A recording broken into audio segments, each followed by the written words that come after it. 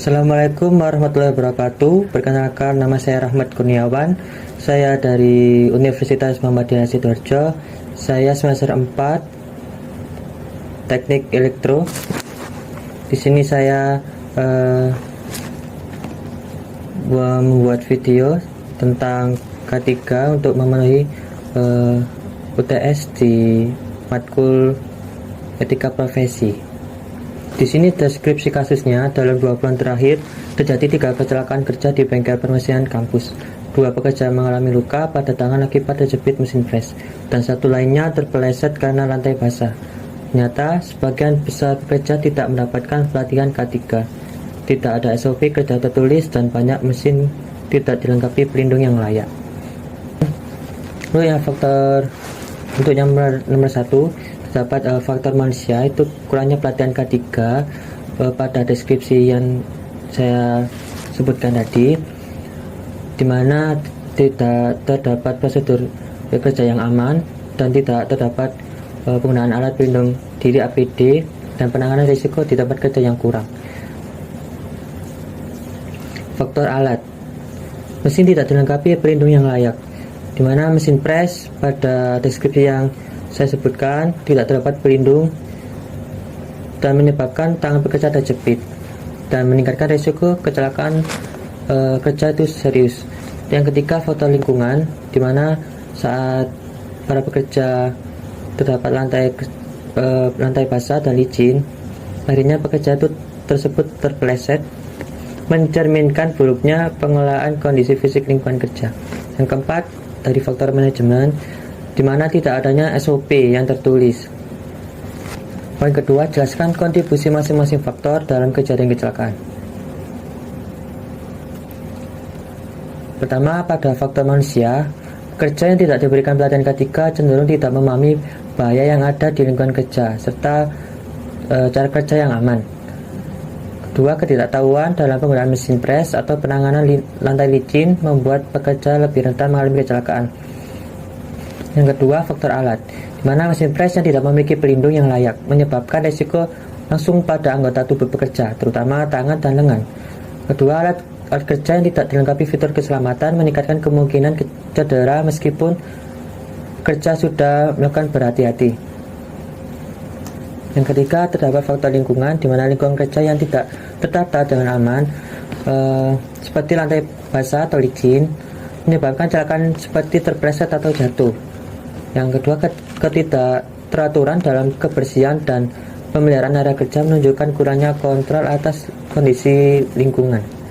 Yang keempat, ada faktor manajemen, di mana tidak adanya SOP kerja tertulis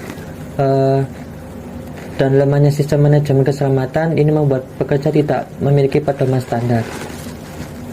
Selanjutnya, ada hubungkan dengan nilai-nilai etika profesi teknik.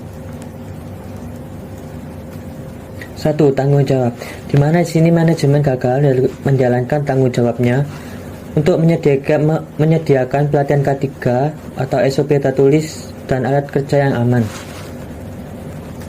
Kedua, integritas, ketiadaan SOP dan pelatihan menunjukkan rendahnya integritas organisasi dalam menegakkan standar keselamatan yang semestinya dijalankan.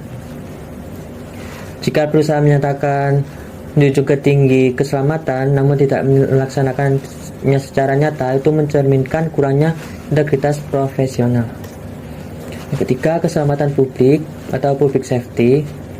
Sini ketika mesin tidak memiliki pelindung dan pekerja tidak dilatih, itu menunjukkan bahwa keselamatan tersebut tidak diprioritaskan.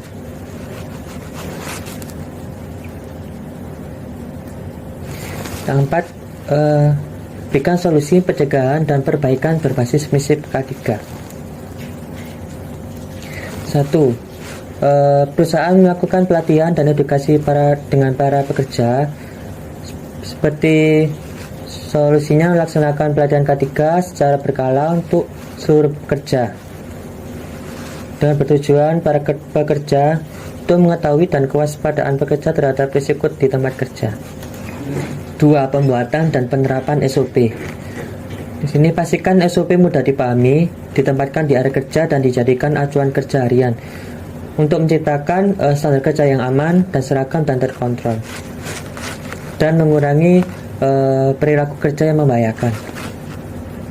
Ketika dalam memperbaiki mesin dan alat untuk mencegah kecelakaan akibat kerusakan alat dan melindungi anggota tubuh pekerja saat bekerja dekat mesin. Keempat, pemantauan dan evaluasi berkala, mana lakukan audit K3 secara mungkin untuk menilai kepatuhan terhadap SOP, kondisi mesin, dan implementasi pelatihan dengan tujuan untuk menjaga efektivitas sistem K3 secara menyeluruh. Poin kelima, akhiri dengan pesan singkat edukatif untuk rekan kerja atau para pekerja teknik. Keselamatan merupakan bukan hanya tanggung jawab perusahaan, tapi komitmen kita bersama. Kenali resikonya, ikuti prosedurnya, lindungi dirimu dan rekan kerja. Pulang dengan selamat adalah bagian dari pekerjaan kita sehari-hari. Baik, terima kasih atas penyampaian saya. Sekian, wassalamualaikum warahmatullahi wabarakatuh.